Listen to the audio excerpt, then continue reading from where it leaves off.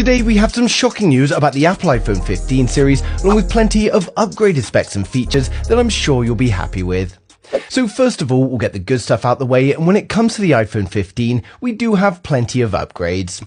Of course, we get the A17 in the iPhone 15 Pro and the Pro Max. This is going to be a 3nm chip manufactured by TSMC, and the first 3nm chips have begun mass production this week. The non-Pro iPhone 15 models will of course be using the previous A16 chip.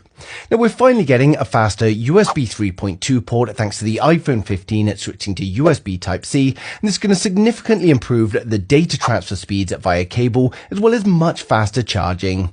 Unfortunately, the non-Pro models are not going to be getting USB-C, and they'll continue to use the Lightning connector for one more year. We're also losing the power and the volume buttons in favor of solid-state touch capacitive buttons. Now these are going to be similar to the home buttons that we've seen in the past, and they're going to use additional Taptic engines to create the feel of actually pressing a button even though you're not. We're getting an increase to 8GB of RAM on the Pro models, and this is of course going to help apps perform even better, and it will allow you to keep even more apps running in the background without having to reload the content when you open them. Finally, we're going to be getting increased optical zoom on the Pro models thanks to the first periscope camera on an iPhone, and it's reported that this is going to be a 10x periscope camera. This is a big step up from the previous 3x zoom. Now, as always, we've had many rumours of an in-display Touch ID coming to the iPhone 15, but we get these rumours every single time and it never happens. According to Mark Gurman, there is an under-display Touch ID designed for an iPhone, but it's not expected to be in the iPhone 15 at all, as Apple have heavily pushed everything to Face ID and they've got no plans to change strategy now. It's a shame that we don't get the choice between the two, but realistically, I think it's just something that iPhone users are going to have to accept.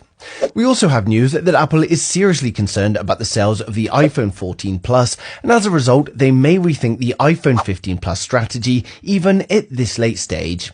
According to a report on Naver, there are currently two considerations from Apple. The first is going to be a price reduction for the iPhone 15 Plus to attract more people to buy it, but this is obviously going to mean weakened specs as well.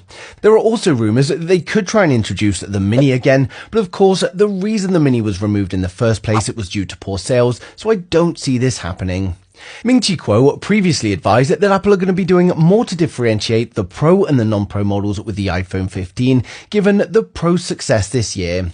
That in itself means we can expect much weaker specs on the non-Pro model and even a cheaper price tag, and this could be enough to save the iPhone 15 Plus if they do choose to go ahead with it. So that's all the information we have for today, but make sure you hit subscribe so you don't miss a thing in the future.